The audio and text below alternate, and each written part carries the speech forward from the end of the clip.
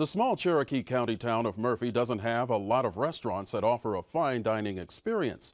But one that does, Doyle's Cedar Hill restaurant, offers more than just great food. Its owner, Doyle Smith, loves to share stories from his past traveling the world, playing music, and meeting various celebrities. Esther Vida introduces us to him. Well, talk about Doyle's, didn't think I'd have such luck. Meet Doyle Smith.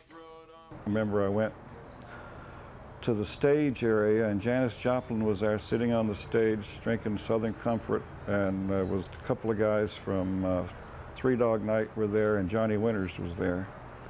And then we all started singing when they were playing until it got daylight. And here he is with Jimmy Buffett, yes, the Jimmy Buffett, while they were hanging out in the Florida Keys. They also met up in other states. I knew him all through his first few albums. We used to hang out, and when he come to Atlanta, we'd hang out together and to figure this would be a good place to make a restaurant. The owner of this fancy restaurant, nestled on a hill in the small town of Murphy, was born in Arkansas. From the beginning, Doyle says his life has been filled with drama. I was the only person in my family born in Arkansas because my father was in a moonshine raid in Alabama, and there was a shootout and some people were killed, and he had to leave Alabama in a hurry. Doyle says starting at an early age, he was left to take care of himself. As soon as I graduated from high school, my folks took me to Memphis, Tennessee, and dropped me off on the corner. I had $20. He joined the Navy in 1964, served for 4 years, but got injured. Had 4 operations on my leg. The last time they operated, they were going to cut my leg off. They told me they couldn't save it, but I'm still walking on it today.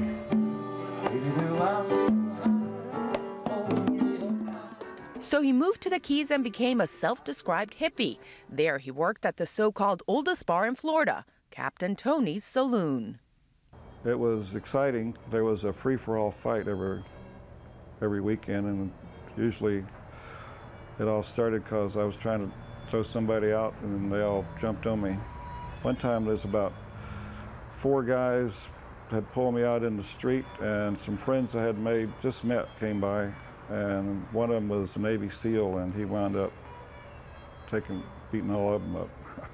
Heavy drinking and drugs got him in trouble, and he spent some time in jail. That's when Doyle decided he had enough of the partying, the late nights, and moved to the serene mountains of North Carolina. So I came up here to get away from the bars and everybody I knew down there. Doyle's adventures did not end in Murphy. Soon he picked up sailing. Here he is with musician Mitch Miller in the Yucatan Peninsula. He also sailed around Africa, South America, and the Caribbean islands. I got impatient down in the islands and got off and hitchhiked through Mexico. Hitchhiked to the Mayan Indian ruins in Chichen Itza and Palenque. So what, you may ask, is this adventurous sailor doing in the restaurant business? It turns out Doyle has always had a passion for food and cooking. I did a lot of cooking on shrimp boats. I worked on shrimp boats. I cooked for all of my friends in Key West. His signature dishes are made with fresh organic vegetables and spices. A few good peppers left. That'll be good. Some green ones. These are all organic. Picked daily from a garden behind the restaurant. And prepared by top-notch chefs.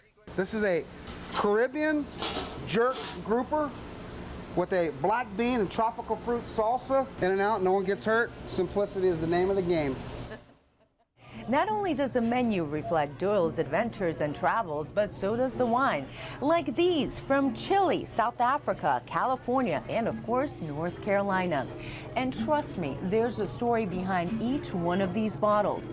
But the list also includes places that Doyle hasn't visited, like this one from Australia. Australia may have to wait. For now, Doyle says he's content to be in the mountains near his family. This is Jeremiah, a quiet former Navy SEAL, the son of a sailor. Doyle's only child and now general manager of the restaurant.